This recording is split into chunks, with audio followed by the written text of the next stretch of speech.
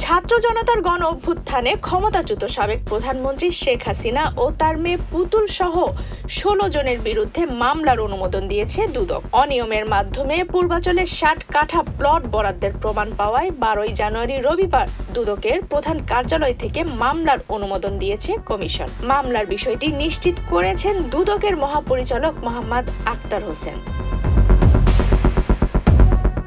অভিযোগে বলা হয়, রাজনৈতিক বিবেচনায় সরকারের বিশেষ ক্ষমতা বলে শেখ হাসিনা ক্ষমতার অপব্যবহার করে অনিয়ম ও দুর্নীতির মাধ্যমে রাজুক ঊর্ধ্বতন কর্মকর্তাদের যোগ সাজশে নিজে ও ছেলে সজীব ওয়াজেদ জয়, মেয়ে সাইমা ওয়াজেদ পুতুল, বোন শেখ রেহানা, বোনের ছেলে রাতওয়ান মুজিব সিদ্দিক ববি ও মেয়ে আজমিনা সিদ্দিক রূপান্তির নামে পূর্বাচল নতুন শহর প্রকল্পের ২৭ সেক্টরের কূটনৈতিক জোনের ২০৩ নম্বর রোড থেকে ১০ কাঠা করে মোট ৬০ কাঠার ৬টি প্লট বরাদ্দ নিয়েছেন।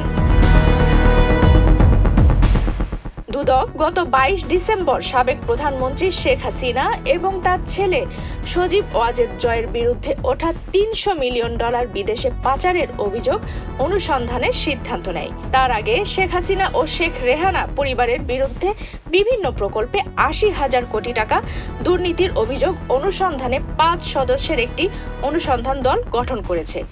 একই দলকে নতুন করে আসা $৩০০ মিলিয়ন পাচারের অভিযোগটি অনুসন্ধানের নির্দেশ দেয় কমিশন।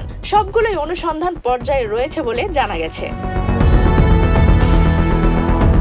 এদিকে শেখ হাসিনা সহ তার পরিবারের সদস্যদের বিরুদ্ধে রূপপুর পরমাণু বিদ্যুৎ প্রকল্পে কয়েক বিলিয়ন ডলার দুর্নীতির অভিযোগকে সম্পূর্ণ ভিত্তিহীন বলে দাবি করেছেন তার ছেলে সজীব ওয়াজেদ জয়, যিনি বর্তমানে যুক্তরাষ্ট্রে অবস্থান করছেন। একই সঙ্গে এই দুর্নীতির প্রমাণ দিতে দুদকের প্রতি চ্যালেঞ্জও জানিয়েছেন তিনি।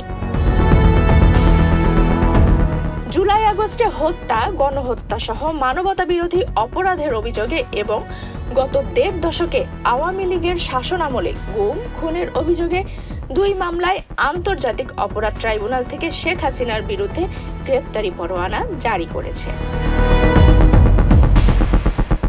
আফসানা রিপা, বাংলাদেশ প্রতিদিন।